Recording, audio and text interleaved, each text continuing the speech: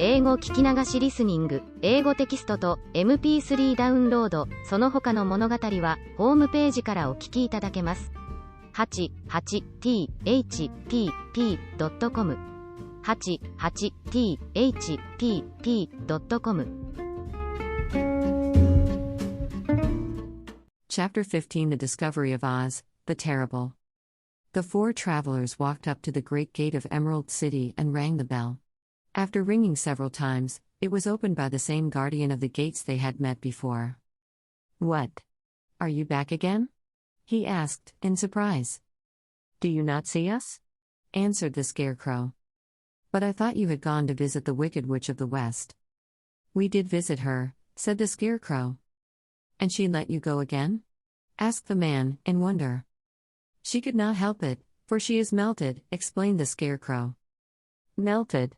Well, that is good news, indeed," said the man. "Who melted her?" "It was Dorothy," said the lion gravely.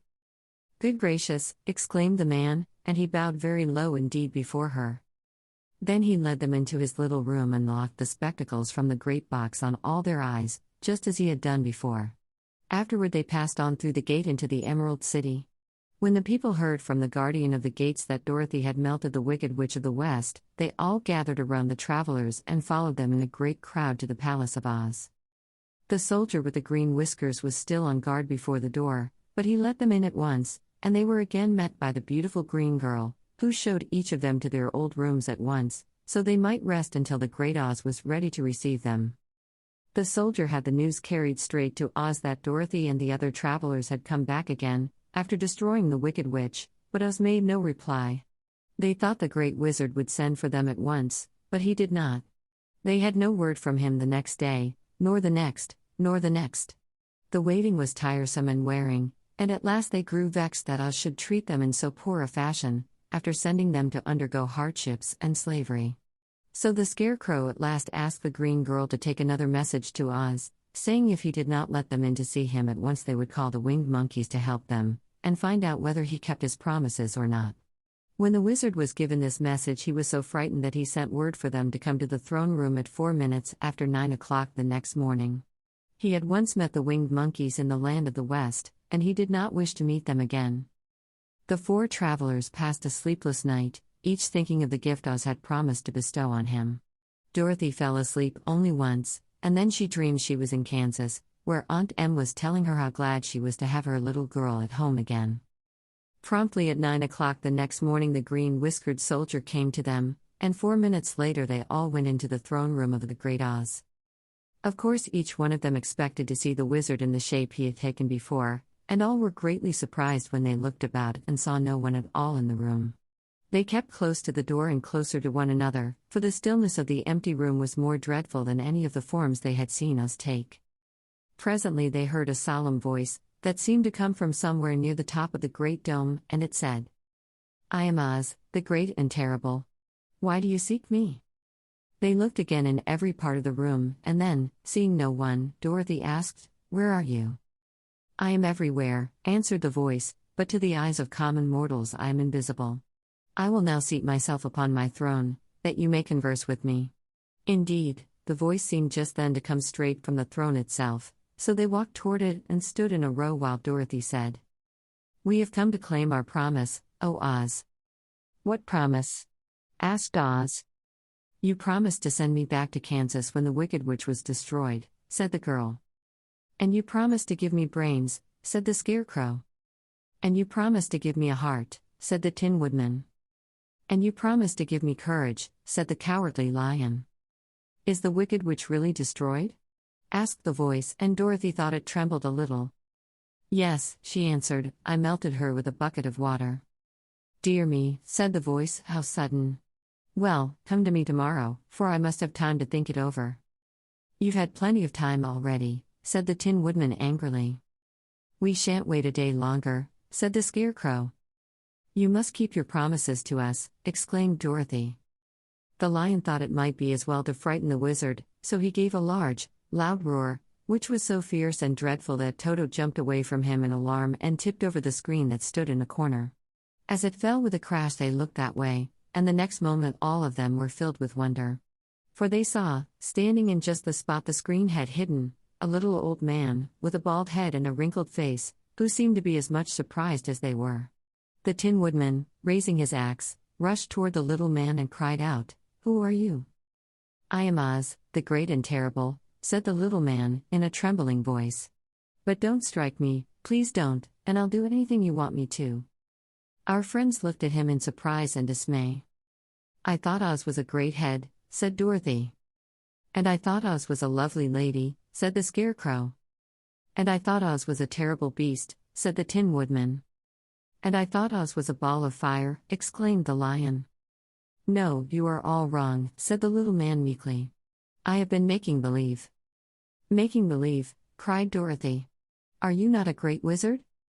"Hush, my dear," he said. "Don't speak so loud, or you will be overheard, and I should be ruined. I'm supposed to be a great wizard." "And aren't you?" she asked. "Not a bit of it, my dear. I'm just a common man." "You're more than that," said the Scarecrow, in a grieved tone. "You're a humbug." "Exactly so," declared the little man, rubbing his hands together as if it pleased him. "I am a humbug." "But this is terrible," said the Tin Woodman. "How shall I ever get my heart?" "Or I my courage?" asked the Lion. "Or I my brains?" wailed the Scarecrow, wiping the tears from his eyes with his coat sleeve. "My dear friends," said Oz, "I pray you not to speak of these little things. Think of me, and the terrible trouble I'm in at being found out." "Doesn't anyone else know you're a humbug?" asked Dorothy. "No one knows it but you four, and myself," replied Oz. "I have fooled everyone so long that I thought I should never be found out. It was a great mistake my ever letting you into the throne room. Usually I will not see even my subjects, and so they believe I am something terrible." "But, I don't understand," said Dorothy, in bewilderment. "How was it that you appeared to me as a great head?" "That was one of my tricks," answered Oz. "Step this way, please, and I will tell you all about it." He led the way to a small chamber in the rear of the throne room, and they all followed him. He pointed to one corner, in which lay the great head, made out of many thicknesses of paper, and with a carefully painted face. "This I hung from the ceiling by a wire," said Oz. "I stood behind the screen and pulled a thread, to make the eyes move and the mouth open." "But how about the voice?" she inquired. "Oh, I'm a ventriloquist," said the little man. "I can throw the sound of my voice wherever I wish, so that you thought it was coming out of the head. Here are the other things I used to deceive you." He showed the Scarecrow the dress and the mask he had worn when he seemed to be the lovely lady. And the Tin Woodman saw that his terrible beast was nothing but a lot of skins, sewn together, with slats to keep their sides out. As for the ball of fire, the false wizard had hung that also from the ceiling. It was really a ball of cotton, but when oil was poured upon it the ball burned fiercely. "Really," said the Scarecrow, "you ought to be ashamed of yourself for being such a humbug." I certainly am," answered the little man sorrowfully, "but it was the only thing I could do." "Sit down, please, there are plenty of chairs, and I will tell you my story." So they sat down and listened while he told the following tale. "I was born in Omaha." "Why, that isn't very far from Kansas," cried Dorothy. "No, but it's farther from here," he said, shaking his head at her sadly.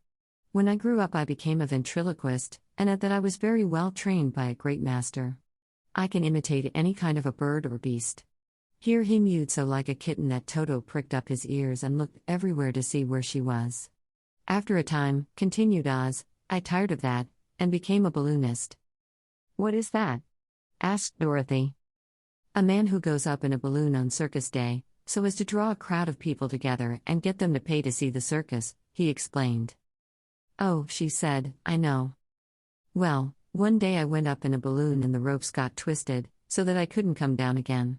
It went way up above the clouds, so far that a current of air struck it and carried it many, many miles away. For a day and a night I traveled through the air, and on the morning of the second day I awoke and found the balloon floating over a strange and beautiful country. It came down gradually, and I was not hurt a bit.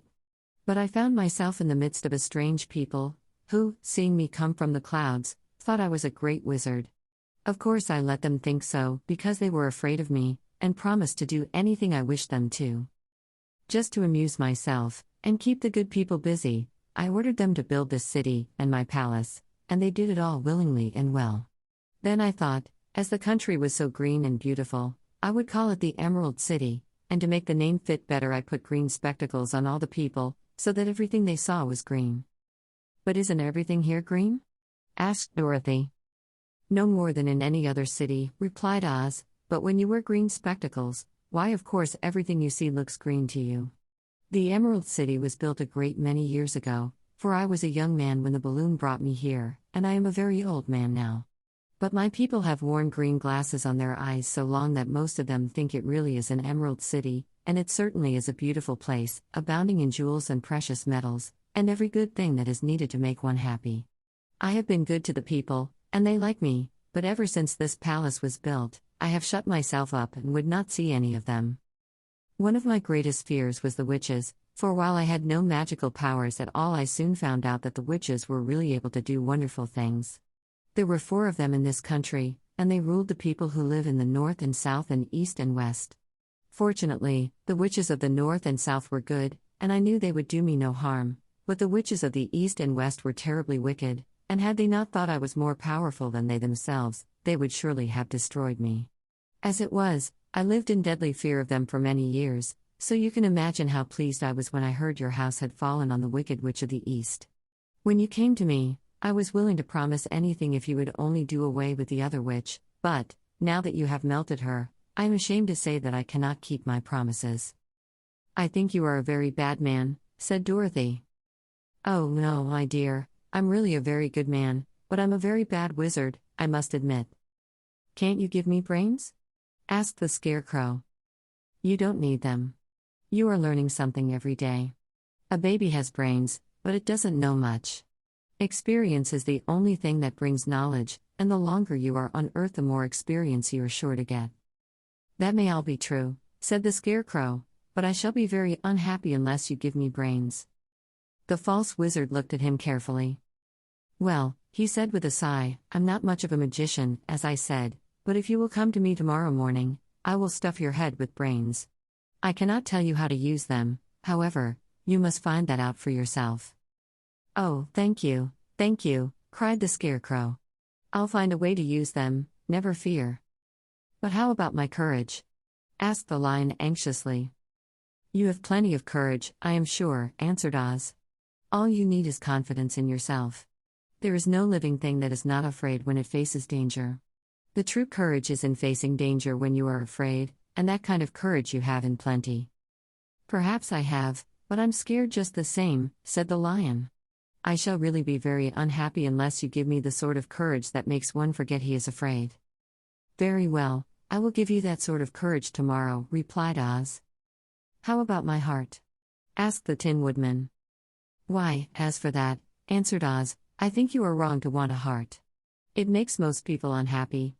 If you only knew it, you are in luck not to have a heart. That must be a matter of opinion, said the Tin Woodman. For my part, I will bear all the unhappiness without a murmur, if you will give me the heart. Very well, answered Oz meekly. Come to me tomorrow and you shall have a heart. I have played wizard for so many years that I may as well continue the part a little longer. And now, said Dorothy, how am I to get back to Kansas? We shall have to think about that, replied the little man. Give me 2 or 3 days to consider the matter and I'll try to find a way to carry you over the desert. In the meantime you shall all be treated as my guests, and while you live in the palace my people will wait upon you and obey your slightest wish. There is only one thing I ask in return for my help, such as it is. You must keep my secret and tell no one I am a humbug. They agreed to say nothing of what they had learned, and went back to their rooms in high spirits.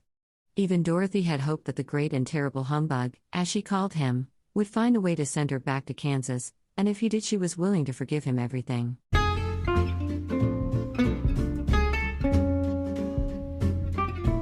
英語聞き流しリスニング、英語テキストと MP3 ダウンロード、その他の物語はホームページからお聞きいただけます。88thpp.com 88thpp.com